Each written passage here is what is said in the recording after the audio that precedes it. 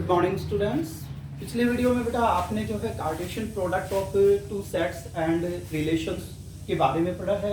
आज हम स्टार्ट करने जा रहे हैं बेटा functions. Function as a special kind of relation.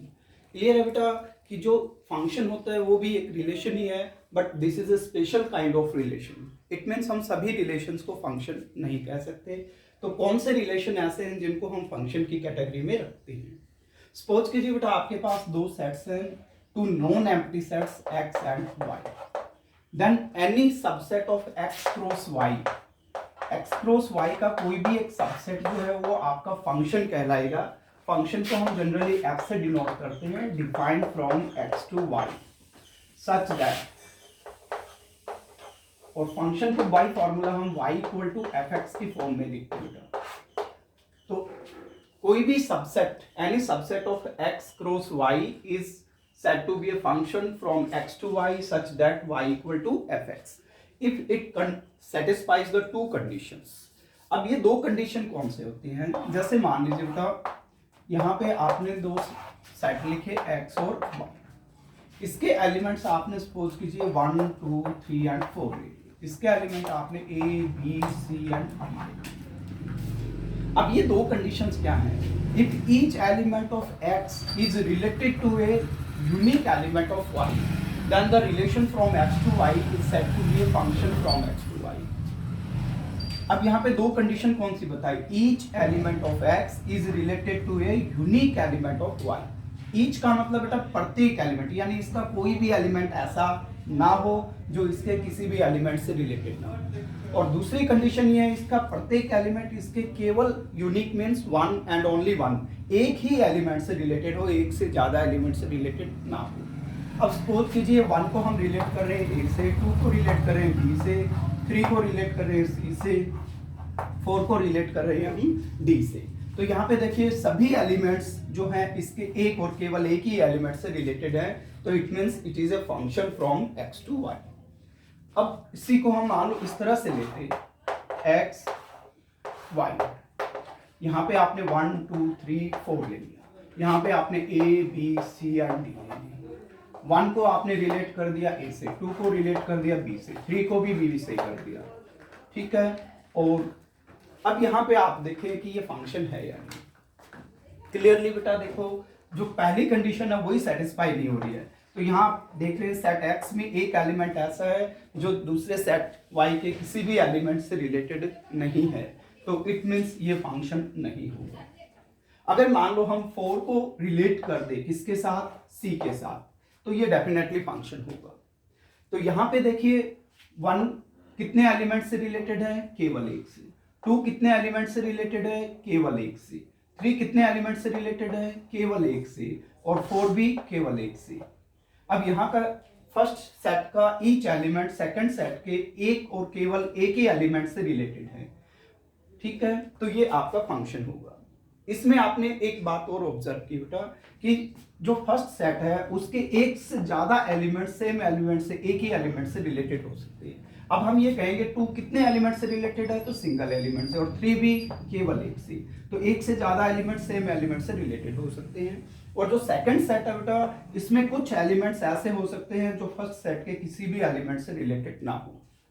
जो कंडीशन है वो केवल फर्स्ट सेट के लिए, इसका प्रत्येक एलिमेंट इसके यूनिक एलिमेंट से रिलेटेड हो। इसमें कुछ एलिमेंट्स ऐसे हो सकते हैं जो किसी भी एलिमेंट से रिलेटेड ना हो, और इसके एक से ज्यादा एलिमेंट सेम एलिमेंट से भी रिलेटेड हो सकते हैं। Is it clear? तो ये था आपका फंक्शन बेटा। अब इसमें जो आप फंक्शन लिखते हैं y इक्वल टू fx के रूप में, तो हमें x की जो वैल्यूज मिल रही हैं, x की वैल्यूज जैसे कि a b c, ठीक है। तो ये जो वैल्यूज हैं ये x की इमेजेस कहलाती हैं, इनको इमेजेस कहा जाता है। जैसे आपके पास इमेजेस हैं, इमेजेस हमारे पास क्या क्या है इनका? a b c, these are called images of 1 2 3 and 4। और जो 1 2 3 4 हैं ये इनकी प्री इमेजेस कहलाती हैं, इनको प्री इमेजेस कहा जाता है। जैसे ए बी सी की प्री इमेजेस जो होंगी वो आपकी हो गई 1 2 3 4, ये इनकी प्री इमेजेस है। इट मीन्स ये इमेजेस है और ये इनकी प्री इमेजेस है। अब जो आपकी प्री इमेजेस का जो सेट होता है, सेट ऑफ प्री इमेजेस, ये आपका कहलाता है डोमेन, या ये कह लो कि ये कंप्लीट सेट एक्स, जो कंप्लीट सेट एक्स है इसे हम कहेंगे डोमेन। ये कंप्लीट सेट वाई जो है इसे कहा जाता है codomain. Set X is set to be domain, set Y set to be codomain. और जो इमेजेस का सेट है, set of images, set of images, ये जो आपका सेट ऑफ इमेजेस है इसे कहा जाता है बेटा रेंज। ये रेंज कहलाती है। तो यहां पे आप ऑब्जर्व कर रहे हैं कि range is always a subset of codomain. जो रेंज होती है वो हमेशा कोडोमेन का एक सबसेट होती है। अगर हम यहाँ पे कोडोमेन लें तो बेटा कोडोमेन में 4 एलिमेंट है, A B C and D, जबकि रेंज में केवल 3 ही एलिमेंट हैं। जो इमेजेस का सेट है उसमें 3 ही एलिमेंट हैं। तो क्लियर है कि यहाँ पे रेंज जो है वो कोडोमेन का एक प्रॉपर सबसेट है। जबकि यहाँ पे आप देख रहे हैं कि रेंज में भी वही 4 एलिमेंट है और कोडोमेन में भी वही 4 एलिमेंट है। तो यहाँ पे कोडोमेन और रेंज दोनों इक्वल सेट हैं। तो जो रेंज होती है बेटा वो हमेशा कोडोमेन का सबसेट होती है। इसका मतलब नंबर ऑफ एलिमेंट्स सेम भी हो सकते हैं, या कुछ एलिमेंट्स ऐसे हो सकते हैं जो कोडोमेन से बिलोंग करें बट रेंज से बिलोंग ना करें। बट जो रेंज से बिलोंग करेंगे वो डेफिनेटली कोडोमेन से भी बिलोंग करेंगे। तो ये था बेटा डोमेन, कोडोमेन और रेंज ऑफ फंक्शन। और ये जो एक्स वाई की वैल्यूज हमें मिलती हैं सिंगल वैल्यूज, ये इमेजेस हो गई। और इमेजेस जिनसे कोरिलेटेड हैं एक्स सेट एक्स में, ये इनकी प्री इमेज होगी। इसके बाद हम करेंगे बेटा अब types of functions.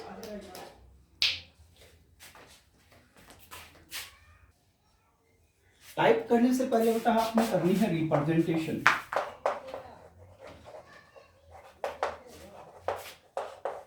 Representation of a function, यानी एक फंक्शन को हम कितने डिफरेंट वे से रिप्रेजेंट कर सकते हैं। तो इसमें जो सबसे मोस्ट कॉमनली आपका मेथड होता है उसे बोलते हैं by formula. By formula, by formula आप किसी भी फंक्शन को y equal to F X के रूप में लिखते हो। जैसे आपने लिखा y equal to F X equal to 2x square plus 7। अब ये आपका जो है एक फंक्शन को रिप्रेजेंट, अब इसमें हम इनपुट पुट करेंगे x की वैल्यूज, हमारे पास आउटपुट के रूप में आ जाएंगी y की वैल्यूज। तो ये आपका एक फंक्शन है जिसको हमने बाई फॉर्मूला रिप्रेजेंट किया।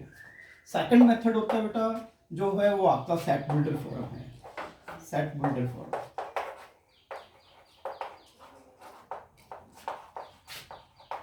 सेट बिल्डर फॉर्म में हम फंक्शन को set of ordered pairs of x y लिखेंगे such that x belongs to domain यानी कि x, y belongs to codomain यानी कि y, and x has property y, यानी कि x और y के बीच जो भी प्रॉपर्टी एग्जिस्ट करती है, जो भी आपका रिलेशन एग्जिस्ट करता है, वो इनके बीच हम लिखेंगे। ये होता है आपका सेट बिल्डर फॉर्म। तीसरा होता है बेटा आपका वो है रोस्टर फॉर्म। रोस्टर फॉर्म में हम जो है इसे सेट ऑफ ऑर्डर्ड पेयर्स के रूप में लिखेंगे। जैसे इक्वल टू, अब कोई भी जैसे मान लीजिए कि 2 रिलेटेड है 3 से, 3 रिलेटेड है 4 से, 4 रिलेटेड है 5 से, 5 रिलेटेड है 6 से, इस तरह से मान लीजिए आपके पास फंक्शन है। इसमें सारे सेट ऑफ ऑर्डर्ड पेयर्स लिखे जाते हैं जो उस फंक्शन को सेटिस्फाई कर रहे हैं, उसकी डेफिनेशन को सेटिस्फाई कर रहे हैं। यहाँ पे हम set of ordered pair X Y के रूप में लिखते हैं, तो ये बाई फॉर्मूला कहलाएगा, ये सेट बिल्डर फॉर्म कहलाएगी, ये आपकी रोस्टर फॉर्म कहलाएगी। उसके बाद है आपका by arrow diagram. By arrow diagram, by arrow diagram में आप जो है 2 वर्टिकल एग बनाते हैं बेटा। ये फर्स्ट सेट को रिप्रेजेंट कर रहा है, ये सेकंड सेट को, यानी कि ये डोमेन को और ये कोडोमेन को। यहाँ पे हम डोमेन के एलिमेंट्स लिखते हैं, यहाँ पे कोडोमेन के एलिमेंट्स लिखते हैं, और यहाँ पे जो आपके डोमेन के एलिमेंट्स है वो कोडोमेन के जिन एलिमेंट्स से रिलेटेड हैं उनको हम एरो से ज्वाइन करते हैं। तो ये अभी मैंने आपको एग्जांपल लेके दिखाया था, ये इस तरह से रिप्रेजेंट करना आपने। ये बाई एरो डायग्राम है। उसके बाद आता है बेटा बाई ग्राफ। बाई ग्राफ में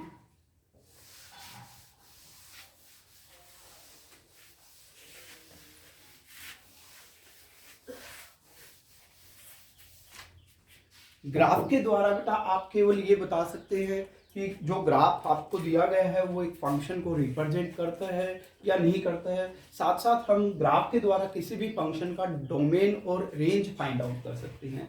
अभी मैं आपको डोमेन रेंज के बारे में बता रहा था, तो डोमेन और रेंज आप किसी भी फंक्शन का ग्राफ के द्वारा फाइंड आउट कर सकते हैं। अब जैसे मान लीजिए आपने कोई भी एक ग्राफ बनाया, वो इस तरह से बना आपका,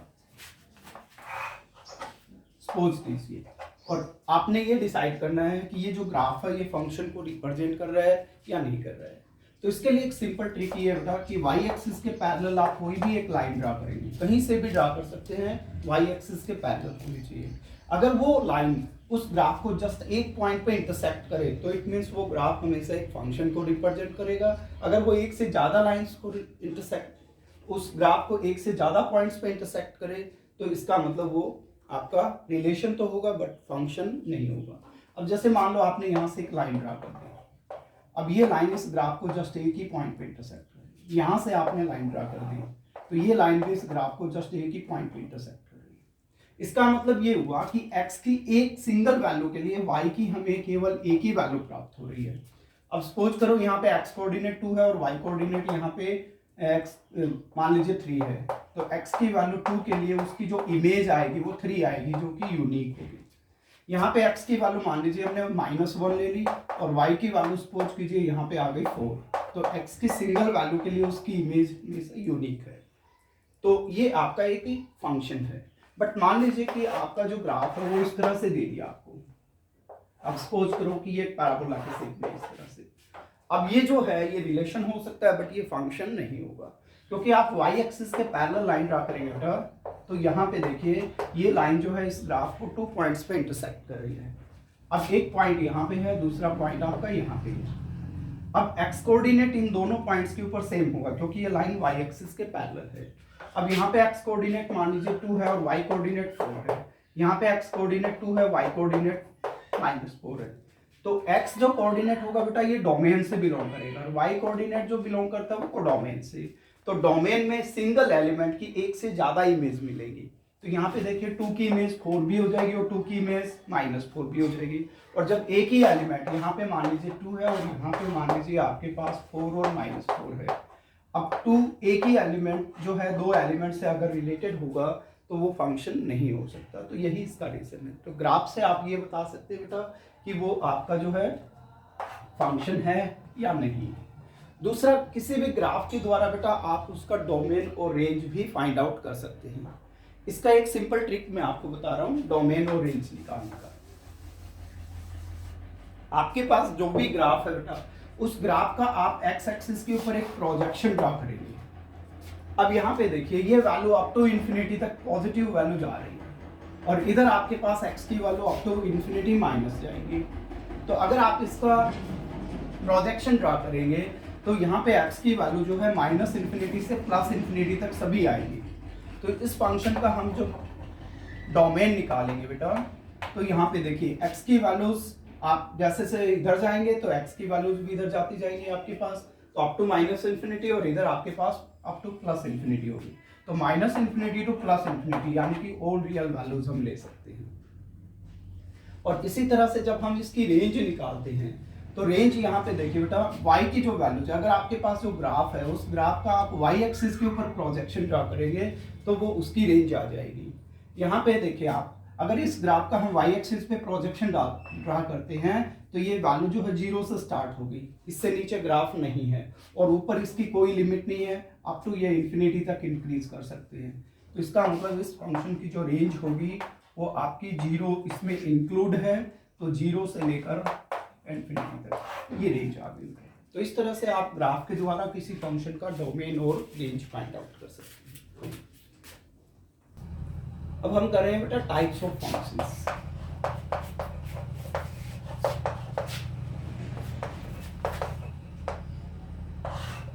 सपोज कीजिए आपके पास कोई भी फंक्शन है f defined from x to y such that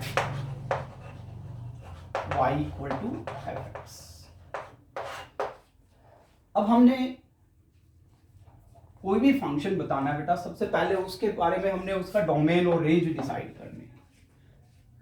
अब डोमेन और रेंज कैसे डिसाइड करेंगे? तो मैंने अभी आपको बताया बेटा, जो x की वैल्यूज है, एक्सेप्टेबल वैल्यूज ऑफ x, यानी x की वो सभी वैल्यूज जिनके ऊपर y एक रियल नंबर हो, set of all values of x for which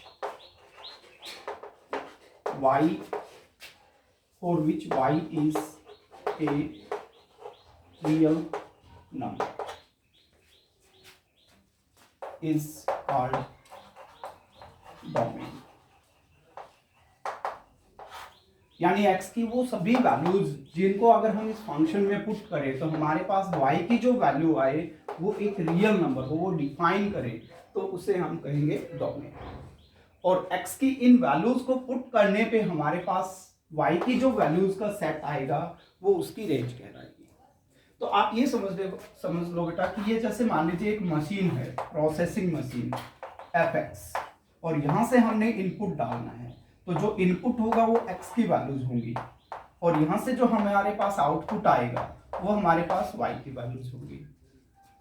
तो x की हम केवल वही वैल्यू इसमें इनपुट डाल सकते हैं जिनको डालने पर हमारे पास y की वैल्यू रियल नंबर आए, यानी कि वो वैल्यू नॉट डिफाइंड ना हो, वो वैल्यू जो है आपके पास इमेजिनरी नंबर ना हो। आप x की वो सभी वैल्यूज यहाँ पे इनपुट कर सकते हैं।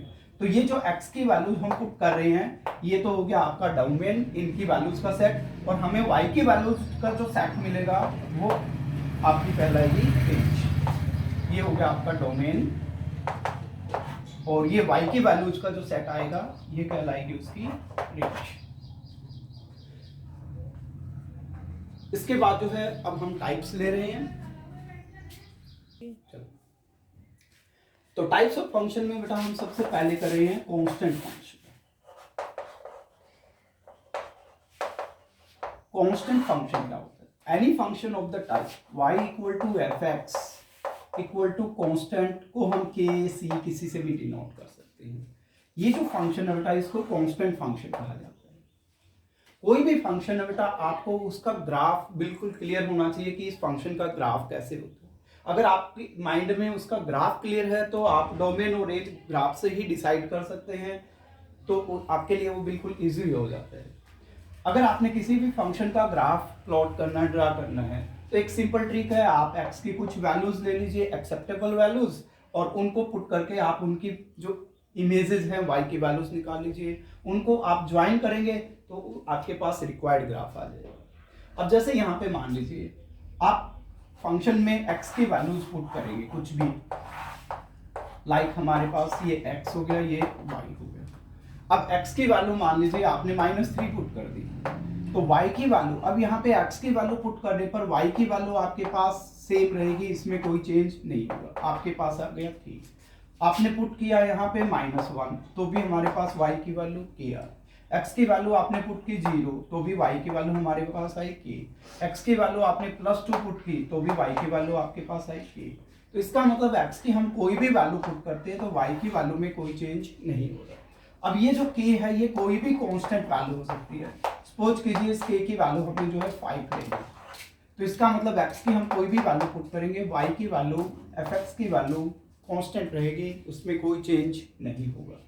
अब इनको यदि हम प्लॉट करना चाहेंगे तो आप देख रहे हैं बेटा y की जो वैल्यू 5 है वो यहाँ पे आएगी, 1 2 3 4 एंड 5, ये y की वैल्यू 5 होगी।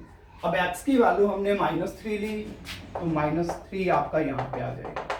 x की वैल्यू हमने -1 ली, तो -1 यहाँ पे आ जाएगा। x की वैल्यू हमने 0 ली, तो ये आपकी x की वैल्यू 0 आ जाएगी। x की वैल्यू यदि हम 2 लेते हैं तो ये x की वैल्यू 2 आ जाएगी। तो अगर आप इन पॉइंट्स को ज्वाइन करते हैं तो हमें एक स्ट्रेट लाइन मिलती है। तो ये ग्राफ बन गया आपका y equal to fx equal to 5। तो आप देख रहे हैं इस फंक्शन में बेटा हम x की वैल्यू जो है अप टू -∞ तक कोई भी पुट कर सकते हैं, और x की वैल्यू +∞ तक कोई भी पुट कर सकते हैं।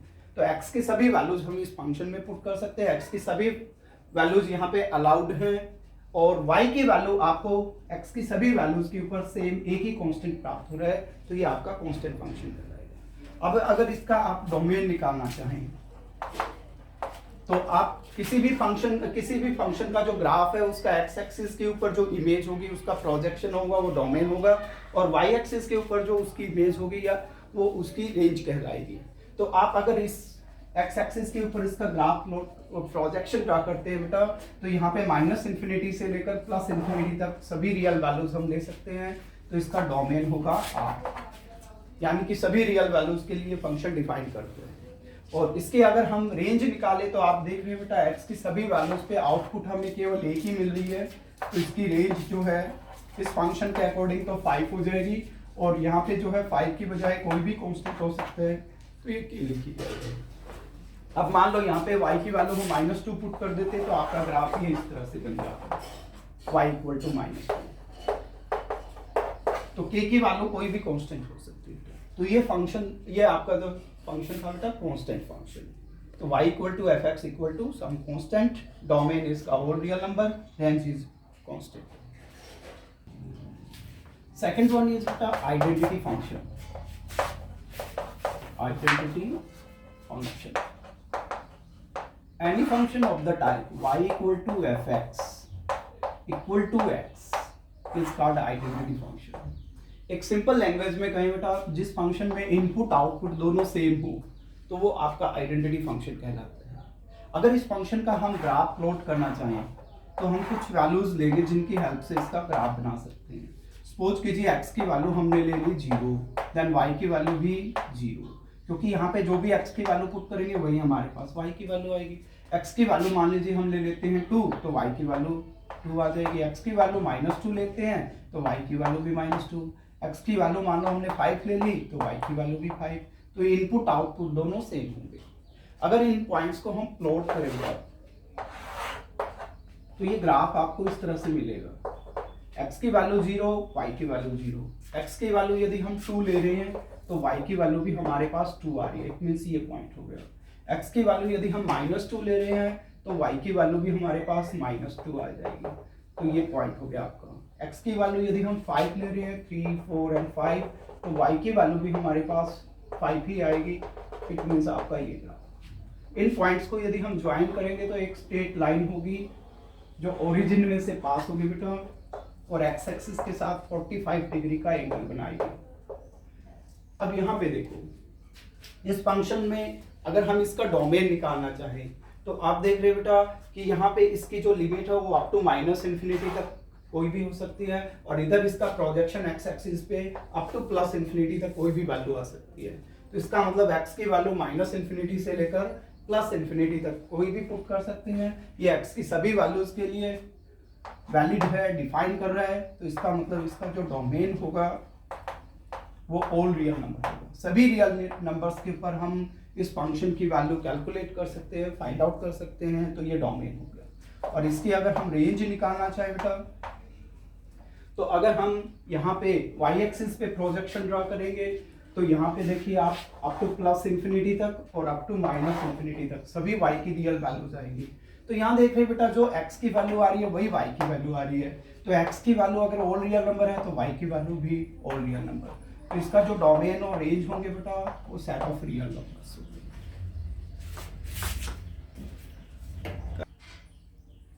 तो स्टूडेंट्स आज की वीडियो में बेटा हम यहीं तक रहेंगे। नेक्स्ट वीडियो में बाकी जो टाइप्स बची हुई हैं फंक्शंस की वो सारी मैं आपको कंप्लीट करूंगा। Thank you very much, have a nice day.